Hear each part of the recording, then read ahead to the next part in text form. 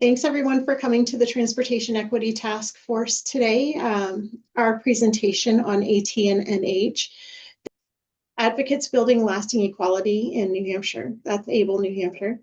Advocates for the civil and human rights of children and adults with disparities. We promote full participation by improving systems, connecting families, inspiring communities, and influencing public policy. We have several task forces and initiatives at ABLE New Hampshire, and since 2024, we have had transportation equity as one of our areas of focus. If you wanted to learn about one of these other areas of focus, you can scan the QR code that's here and participate with us on any of these issues that are of importance to you. We decided to put together this webinar series because we want to help people with disabilities become aware of the transportation options that exist out there, all of the resources that are available, and also getting comfortable using the tools to get wherever they need to go. So in this series, we're going to have regional coordinating councils featured in February. And in March, we hope to have a presentation on ride sharing. April, we have travel training on the agenda. There's an archive of all of the lunch and learns that we've done in the past. Lots of really good material there. You can find that on the ABLE New Hampshire website. Just scroll to Transportation Equity Task Force and Webinar Series, and it'll pop right up for you. Today, our topic is assistive technologies for transportation. I'm going to turn it over to Stacy Driscoll from the UNH Institute on Disability to talk to us a little more about that. And Lindsay McGee, Waiver Administrator for the State of New Hampshire, BDS, will help us out with that as well. So go ahead, Stacy.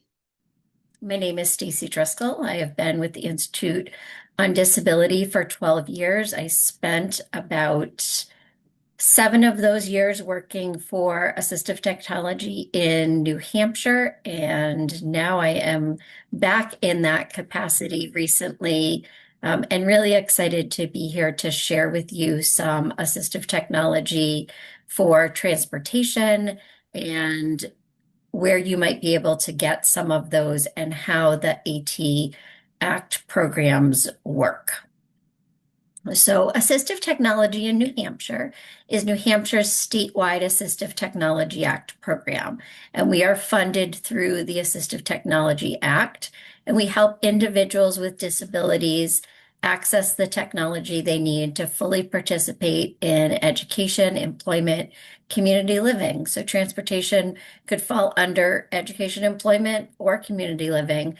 We also serve anyone from birth to death. So all ages are included. So I've shared our general website, and then we have a lending library. So that website is here as well. And I'm going to talk about that at the end before I hand it over to Lindsay. So we'll have a little bit of time to talk about that as well.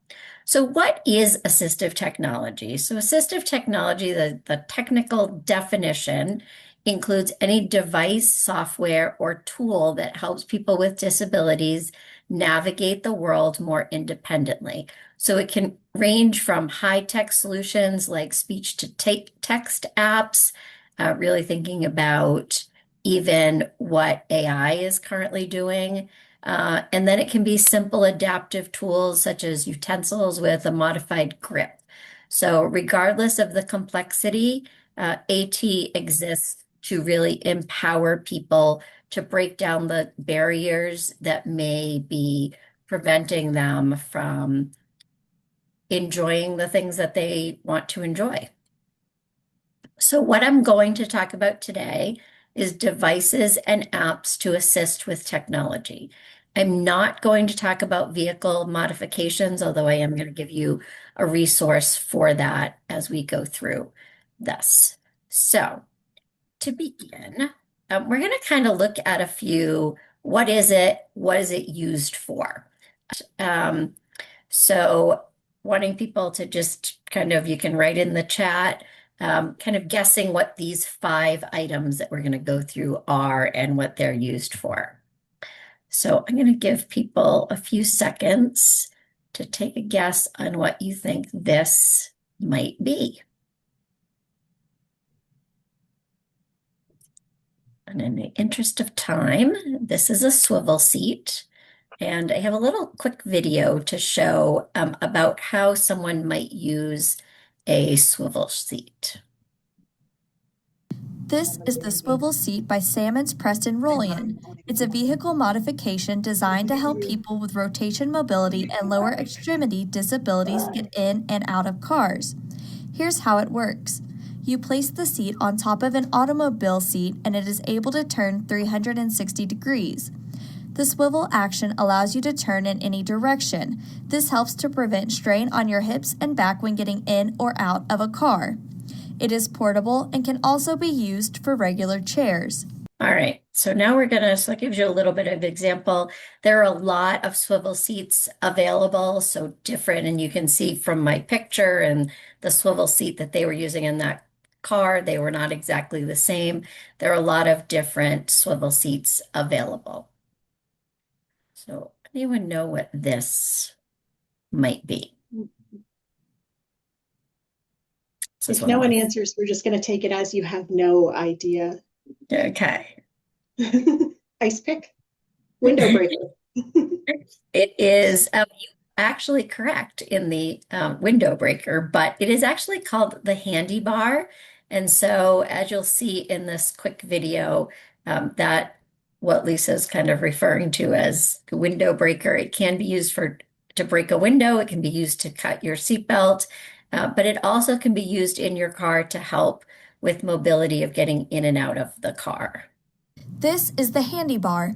It's an assistive technology device designed to provide extra support for entering and exiting vehicles.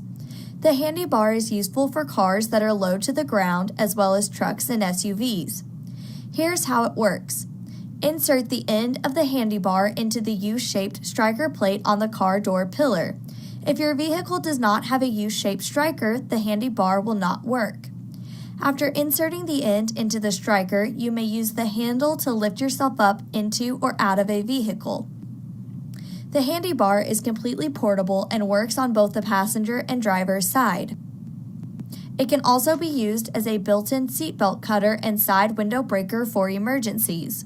Okay, so that handy bar really for anyone keeping that in their car, if you transport anybody who may need something like that. I don't like in the video the way that she really kind of has her shoulder way up. I would be really careful in the use of kind of keeping ergonomic in utilizing that, but you really can put your weight onto that handy bar without having to have your shoulder way up. So I just caution about that.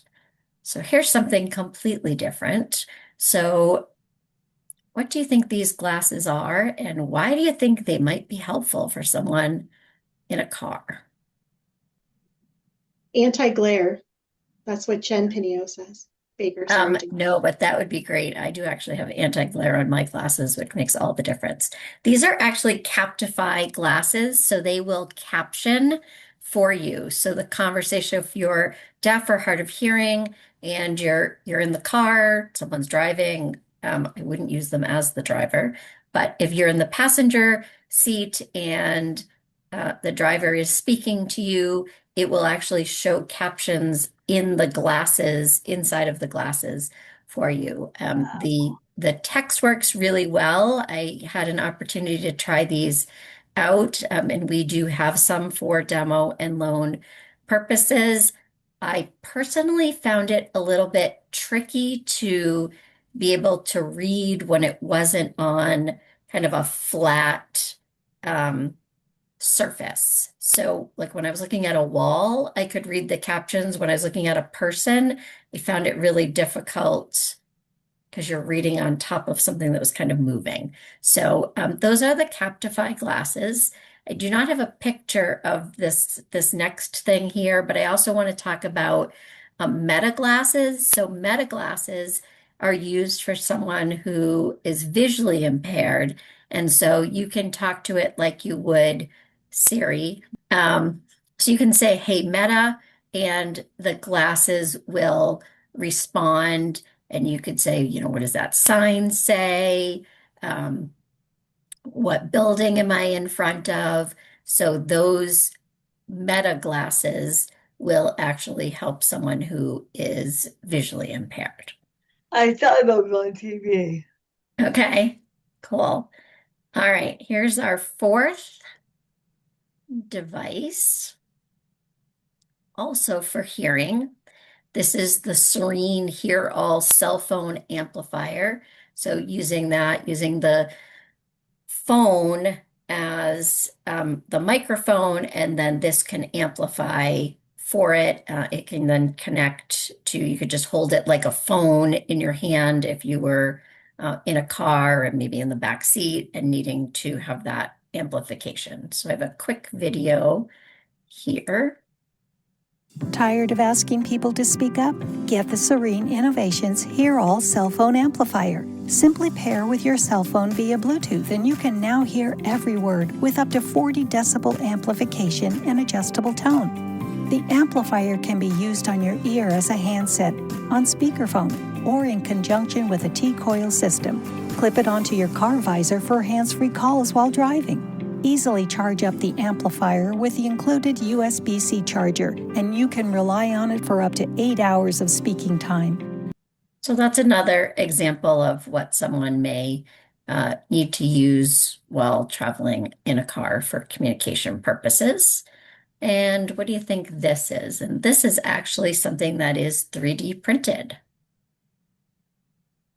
So this is a seatbelt release aid. So it is made to push on that red piece of the seatbelt in order to unhook your seatbelt and help with getting the seatbelt unhooked. And so we do have those available. We are able to get those 3D printed if people are in need of that.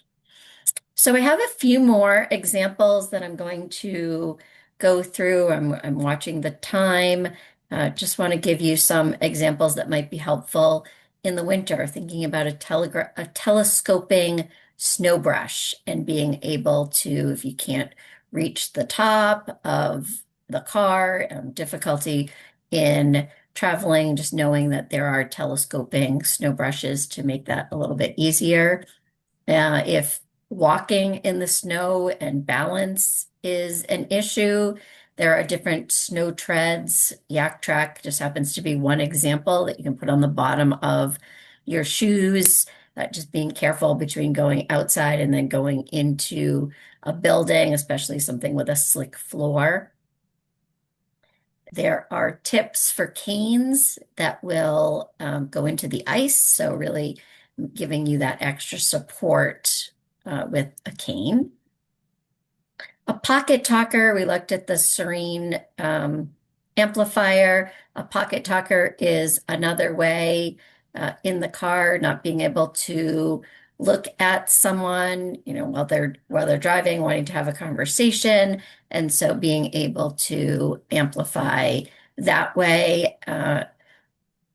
Being careful as far as having headphones and maybe going into hearing aids and just having that microphone on your passenger. If you are the driver, you don't want to have headphones on while driving. That is not legal, but having that microphone that can then hook in through the pocket talker into a hearing aid.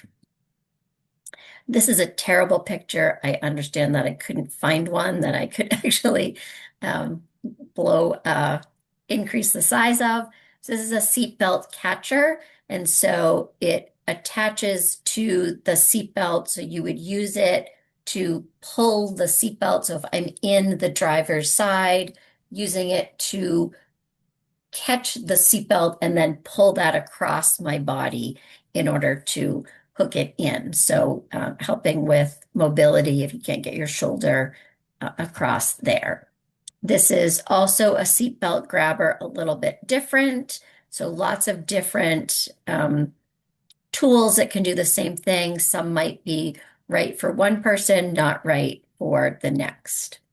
So this is a car caddy. So instead of using the handy bar that went into the side of the car, this goes from the window and can help with mobility into the car. So let's watch this quick video. That attaches to your car door and is designed to give extra assistance with getting in and out of your vehicle. To set up the car caddy, first roll down your window, then unbuckle the strap and loop it around the window. Snap the buckle in place and adjust it as needed. Make sure that you can reach it when you are sitting. The car caddy can remain there for permanent use. All right, so that's another way helping to get in and out of the car, can be there permanently or can go in and out. You could see how that was fairly easy to put that in. So this is a transfer board. It's mobility aid, smooth surface, helping someone from standing to transfer into a car or from a bed, moving from one way to another.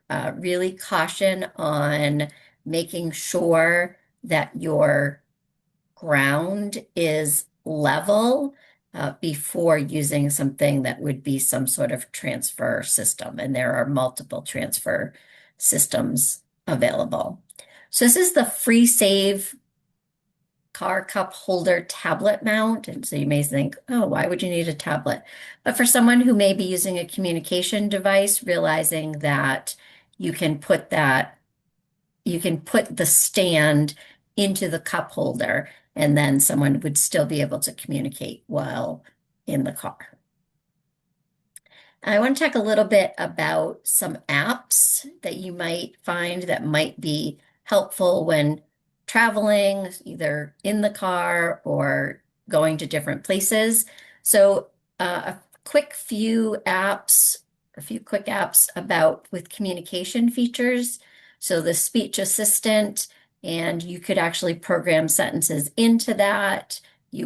Someone would need to be able to read. And this is more for someone who doesn't generally have an AAC device, but might need to know what those messages that they might need to have. So maybe they're using Uber, maybe they're on the bus, but need to know which stop to get off. And so having those pre-programmed sentences in a particular app. So Speech Assistant is one. ClaroCom is one of my favorites. And there's a whole section of transportation messages. And then you can customize those. So you may, there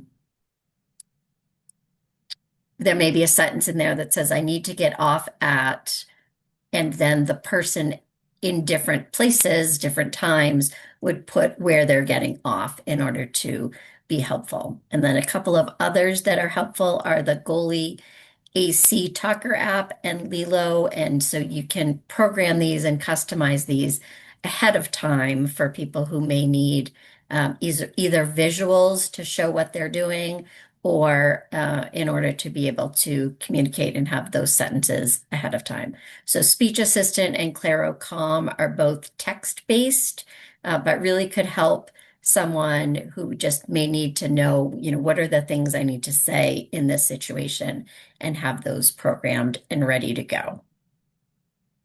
Also thinking about apps with location reminder features, things like Remember the Milk and Reminders, which is part of the iOS system and on an iPhone. And so both of those, look for apps that have a GPS feature. And so you can program that when I get to this place, remind me to do this. Or, I may set it to say, remind me when I get to Target.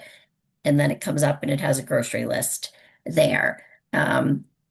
Google Keep has done this in the past. I'm hearing that it no longer has that feature. So really want to check and make sure as things are coming up. Really important on things like this is to have notifications turned on. I personally turn my notifications off on particular apps that I do not need to be notified of every little thing. Anything that you're having something with a reminder or a GPS, you're going to want to be able to have that turned on, that the phone can use GPS, and also have it so that your reminders, the notifications come up and don't just sit idle.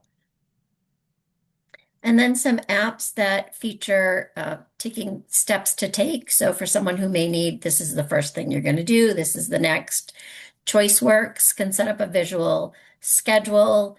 First Then Visual Schedule is another really good app. And the photo app. So just using a folder within your photo app of the places that someone might need, and they can just swipe through those photos. So that's another idea for utilizing apps for helping with the transportation. Some considerations and some caution as you are moving through thinking about what AT might work. Think about the person first, and where will they need the assistive technology? Is it something they need in their home? Is it something they need out in the community? What tasks are they trying to do? And then what assistive technology can help. So thinking about, don't think about the assistive technology first, but think about what is the problem? Are they having trouble getting in and out of the car? Are they having trouble being able to tell the person they're with what they need? And then looking at what assistive technology might be useful. I just want to caution on transfer aids, step stools, seatbelt extenders. I really just be sure that it's a non-slip, thinking about uneven ground, weight limits, really making sure to look at legally what it is that you can do for a car. So just want to caution on all of those. And then for car modifications, if you know someone who needs car modifications, Mobility Works is a really great company, and they are in Londonderry, and they can help with things such as car modifications. And that's really out of the scope of something that assistive technology in New Hampshire could help with. I have the video links here if anyone needs those video links. Resources to consider: the National Aging and Disability Transportation Center. They have a transportation plan tool that looks to be really great for just really things to think about when people are looking transportation. What do they need to know? What questions to ask? So that's really, and I can share all of these links. And this is the page of the AT in New Hampshire, atforall.com. And this is where people can go to share or go in order to determine what assistive technology devices they may be able to borrow.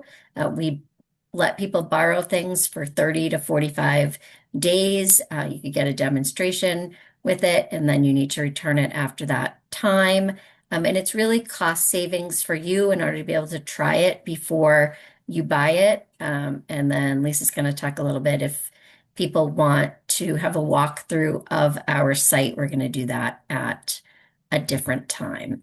And so here's my email if you have any questions, and I'm going to turn it over to Lindsay to talk about how you can go about getting assistive technology for yourself. Oh, and you're muted as well. Still can't hear you. Lindsay, why don't you share your screen and I will help walk through some of the areas that are on the screen. How's that?